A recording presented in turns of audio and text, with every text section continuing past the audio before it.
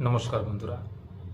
আচ্ছা, কখনো কখনো এমন পরিস্থিতির সৃষ্টি হয় যে সময় আপনাদের মনে হয় স্থানটা ত্যাগ করে চলে যাই, বা অমুক লোকের উপরে মুখের ওপর কথা বলি, বা অমুক মহিলার ওপর মুখের ওপর কথা বলে দিই দুটো। সহ্য করা যাচ্ছে না, অসহ্য।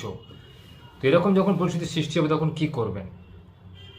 তখন সত্যি কি তাদের মুখের ওপর কথা বলা উচিত, বা সেই স্থান ত্যাগ করে চলে যাওয়া উচিত? আমি সেই নিয়ে কিছু কথা আজ বলবো।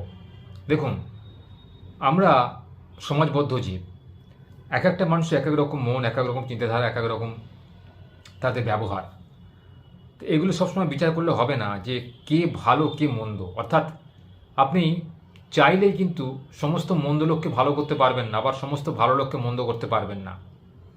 যে যার স্বভাব অনুযায়ী তারা কিন্তু পৃথিবীতে এসেছে।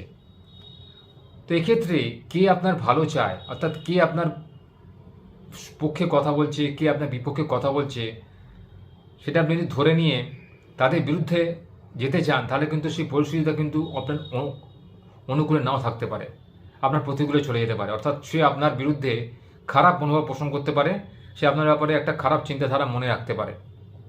এতে আকারে কিন্তু ক্ষতিটা আপনারই হবে।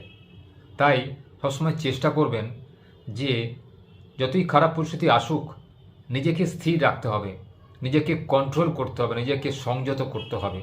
সব জায়গায় সব কথা বললে হবে না, সব জায়গায় প্রতিবাদ করলে হয় না। কিছু কথা মুখ বুঝে সহ্য করতে হয়। প্রয়োজন বুঝে, সময় বুঝে, স্থানকাল পাত্র ভেদে সেই কথাগুলোর উত্তর দিতে হয়।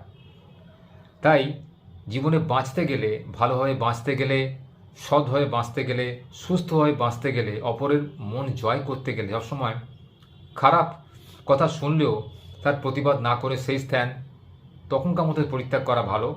পরবর্তীকালে যখন আপনার সময় আসবে তখন তাকে সে তার যোগ্য জবাবটা দেবেন। তখন বলবেন যে আপনি অমুক সময় মুখটা চুপ করেছিলেন, কারণ তখন পরিস্থিতিটা আপনার অনুকূলে ছিল না, তার অনুকূলে ছিল। এখন আপনার পরিস্থিতি প্রতিকূলে নেই, অনুকূলে এসেছে, তাই আমি এই প্রত্যুত্তর দিতে এলাম, এই বলে তাকে উত্তরটা দেবেন, কিন্তু তার আগে নয়। অবশ্যই চাইবেন যে আপনার সঙ্গে যে আত্মীয়তা আছে বা বন্ধুত্ব আছে সেটা যেন নষ্টও না হয়ে যায়। অর্থাৎ এমনভাবে আপনি কথাটা বলবেন যাতে সাপও মরে আবার লাঠিও না ভাঙে। অর্থাৎ আপনার উদ্দেশ্য সফল হয়, অথচ যে অন্যায় করছে সে যেন সতর্ক হয়ে যায়, আর যেন অন্যায় করতে সাহস না পায়। এরম করলে দেখবেন আপনাদের মধ্যে সম্পর্ক বজায় থাকবে, সম্পর্ক দীর্ঘস্থায়ী হবে। আপনার কাছে বুঝবে, জানবে, বুঝে শুনে কথা বলবে। তাই সবার সঙ্গে কথা বলুন এবং সংযত হয়ে কথা বলুন। অযথা সব কথা সবাইকে বলতে যাবেন না, বা সব জায়গায় নাক গলাতে যাবেন না। সে কী টপিক নিয়ে কথা বলছে আগে শুনুন, জানুন, তারপরে উত্তর দিন, বা পারলে চুপ করে থাকুন।